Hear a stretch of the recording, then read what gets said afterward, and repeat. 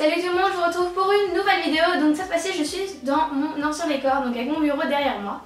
Donc j'espère pour vous que tous ceux qui ont passé le brevet, le bac, etc. ça s'est bien passé. Donc je vous retrouve aujourd'hui pour faire une vidéo de quiz test que j'ai vu sur la chaîne Doria. Et j'ai décidé de le faire parce que je trouvais ça drôle et comme ça vous en apprendrez un peu plus sur moi. Et donc voilà. À quel âge pourriez-vous mourir? Donc je bois de l'alcool, souvent jamais quand je fais la fête. Voilà, jamais. Mon médecin traitant, moi je le vois mais je me porte, est une personne de confiance et mon meilleur ami.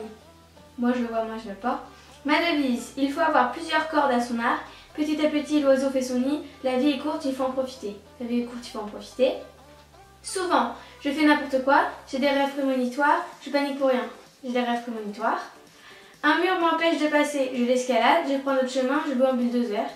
Voilà, l'escalade, hein, on va faire simple.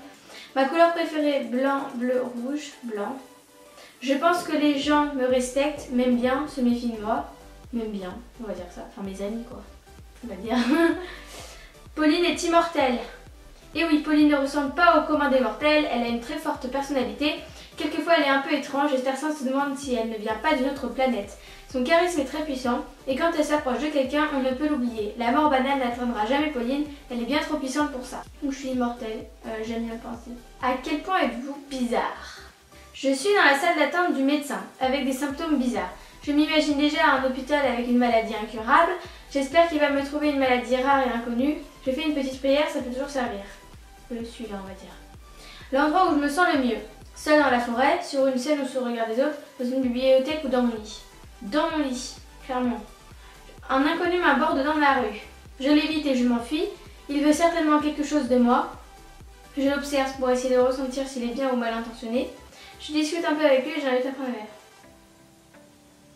Bon allez, on s'enfuit. C'est parti. Je passe un entretien d'embauche pour le job de mes rêves. Je vais voir une voyante pour mettre toutes les chances de mon côté.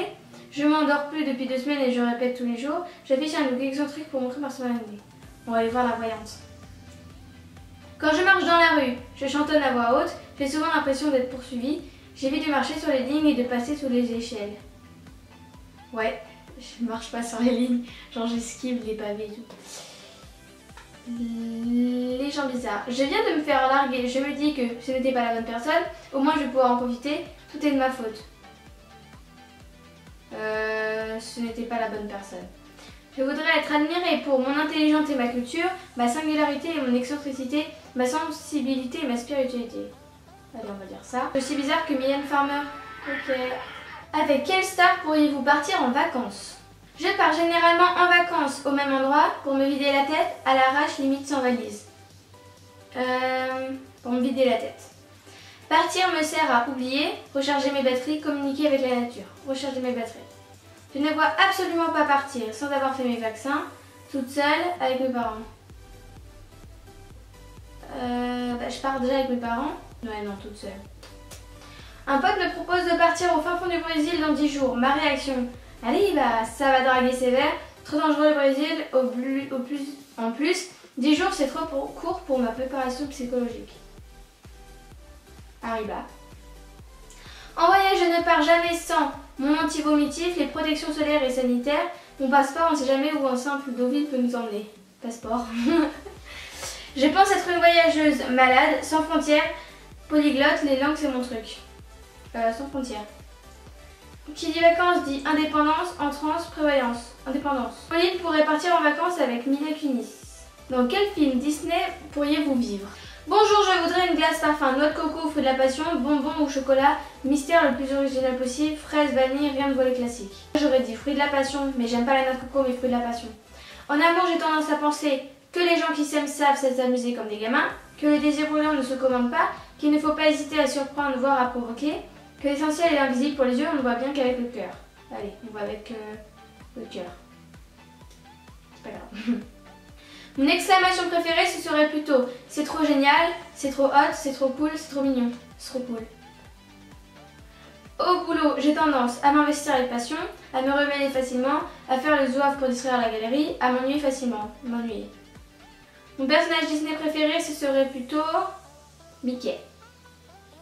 La nuit, quand je rêve, je vis parfois de vrais films d'aventure. J'ai parfois l'impression de planer, de m'envoler. Mes rêves ont vraiment ni queue ni tête, c'est ça qui est bon. Je lis parfois de grandes histoires d'amour. Ils ont ni queue ni tête, c'est ça qui est bon. C'est trop drôle. Ma couleur préférée, ce serait plutôt... bleu. Quand je me rends à Disneyland, je me rue sur la nouvelle attraction ou celle que je ne connais pas encore.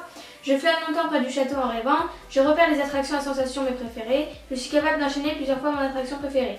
Les attractions à sensations parce que moi je sais que ça, j'aime trop ça. J'aime pas trop les trucs où ça bouge pas. Ma saison préférée, l'été sera chaud, l'été sera chaud. La saison de Noël, le moment le plus magique de l'année. Le printemps où tout semble possible. Toutes les saisons ont leur charme. L'été. Parce qu'il fait chaud et qu'il fait beau. Pour un bal costumé, je me déguise en objet ou animal, en super-héroïne, en héros de mon dessin préféré, super-héroïne, moi j'aurais dit. Et Pauline pourrait vivre dans le monde d'Aladin. Ok. Ok, je vis dans le monde d'Aladin. C'est super, j'aime beaucoup. Alors cuisine, tiens on va faire un truc cuisine. Ah non, quelle pâtisserie vous ressemblez? On va voir, on va voir. C'est parti. Sachant que j'adore la pâtisserie, hein, j'en faisais plutôt souvent. Le ciel que je préfère, un ciel sans nuages, un ciel d'orage, un arc-en-ciel après la pluie. Un ciel sans nuages. Il me cherche depuis ce matin. Je n'ose pas me mettre en colère. Soudain j'explose, on me cherche, on me trouve. Je lui fais remarquer calmement. Je dis rien et après d'un coup j'explose. Dans une boulangerie-pâtisserie, je suis tout de suite sensible aux couleurs. Un dessert, ça se mange d'abord avec les yeux, aux odeurs douces et sucrées, aux multiples parfums. Bain au serveur, c'est frustrant et j'ai envie de les dévoiler. Aux saveurs. Quand je rentre dans une pâtisserie, les couleurs. Un signe chinois qui me plaît bien. Singe, dragon, lapin, dragon.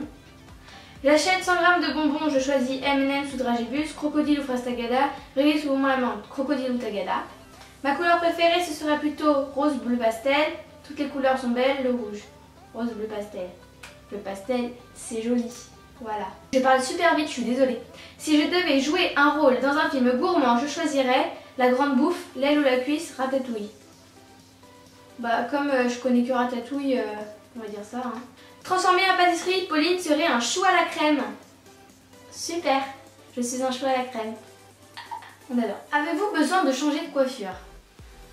Donc dans les tests inutiles, on continue.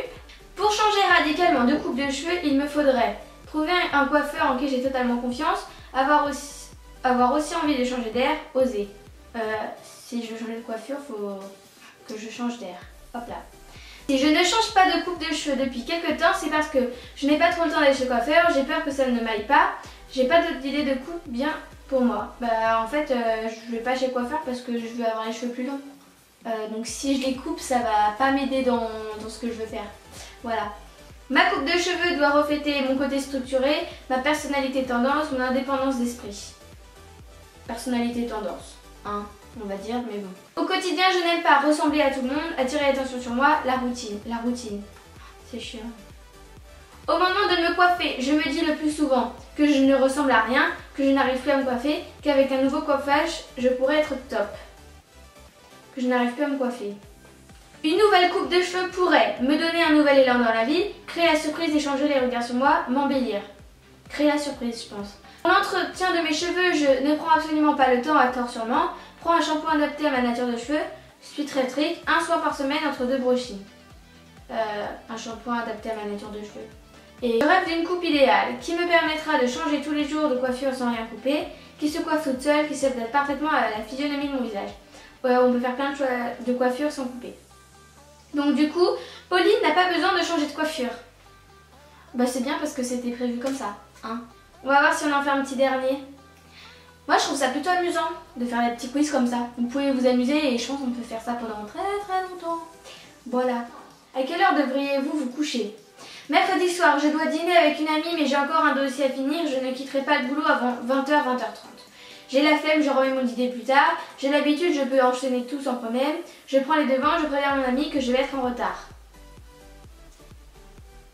Je préviens mon ami que je vais être en retard. Je vais déménager. Carton, grand nettoyage et peinture. J'ai beaucoup à faire avant de rendre mon appartement et je n'ai plus que ma soirée. Organiser, je vais droit au but, je fonce et je vais vite. Boucler les cartons, passer l'aspirateur et quelques peintures, chaque chose en son temps. J'appelle tous mes amis pour aller plus vite et ça se transforme en grosse soirée. J'hésite entre deux. Je pense que j'appelle mes amis, mais ça se termine pas en grosse soirée, mais j'appelle mes amis pour qu'ils viennent m'aider. Avant de me coucher, je ne peux pas me passer d'une bonne douche ou d'un bon bain eau chaude et détente, d'un bon thé et un bout de chocolat, ma douceur avant de m'endormir, une belle histoire, un conte de fées comme lorsque j'étais enfant. Une douche chaude. Enfin voilà. Mes beaux-parents viennent manger à la maison demain midi, je dois faire bonne impression. Je prépare à la dernière minute, c'est comme ça que je suis au top. Je vais chez le traiteur rapide et efficace. Je commence à préparer la veille pour ne pas être stressée et débordée. Je prépare à la dernière minute. Vacances au ski avec mes amis. L'un de mes potes propose une journée ski non-stop. Je suis ok, mais il ne faudra pas compter sur moi pour faire la bringue ce soir. Je suis complètement partante, je ne suis pas au ski pour faire de la natation. Je vais essayer de suivre, au pire j'attends mes potes au chalet. Je suis là pour faire du ski, donc j'en profite. Pour mon anniversaire, mes amis n'ont pas à se casser la tête. Ils savent que pour me faire plaisir, il faut un restaurant, un verre, une danse en boîte de nuit et un after, on ne m'arrête plus. Une soirée déguisée pour bien s'amuser, il faut rire toute la nuit. Quelques amis, un appart et une soirée tranquille, l'addition parfaite pour une bonne soirée. Mon voisin a entrepris de faire des travaux dans son appartement. Samedi matin, 9 h, c'est bruit de perceuse dans le mur. Je mets des boules de caisse, au pire j'en profite pour me faire un bon petit déjeuner. Je vais taper à sa porte pour lui demander de reprendre plus tard. Qu'importe, je suis déjà réveillée, je lui demande de reprendre plus tard. Parce que samedi matin 9 h, ça fait mal quand même. Au boulot, mon patron me demande de me prendre en charge un dossier, sauf que c'est en anglais et que je suis complètement nulle. J'annonce la couleur directement pour que mon patron ne soit pas surpris. Je bosse dessus jour et nuit pour impressionner mon patron. Je demande à un collègue de m'aider pour aller plus vite. J'annonce la couleur directement à mon patron. Je regarde la météo et la Nice annonce un temps froid, pluvieux et venteux tout le week-end. Je vais pouvoir rester à la maison sous la couette au chaud, chocolat chaud et petits gâteaux, j'invite des amis à goûter chez moi. Cinéma ou exposition, j'en profite pour faire une activité intérieure. Je reste sous ma couette. 3 semaines pour mes vacances d'été, je suis joignable et j'ai une connexion parfaite pour consulter mes mails. Mon patron m'appelle, je réponds, je peux gérer une urgence si besoin. Je ne réponds pas, je suis en vacances et je compte bien en profiter. Si je ne réponds pas, si c'est important, il laissera un message. Je suis en vacances pour profiter, hein. Pourquoi travailler? Pourquoi tant de haine? 23 h, Pauline devrait se coucher après un bon film. Tout ça pour ça. Voilà, cette vidéo est terminée, j'espère qu'elle vous aura plu. N'hésitez pas à liker, à vous abonner à ma chaîne et à mon Instagram et je vous dis à la semaine prochaine. Bye!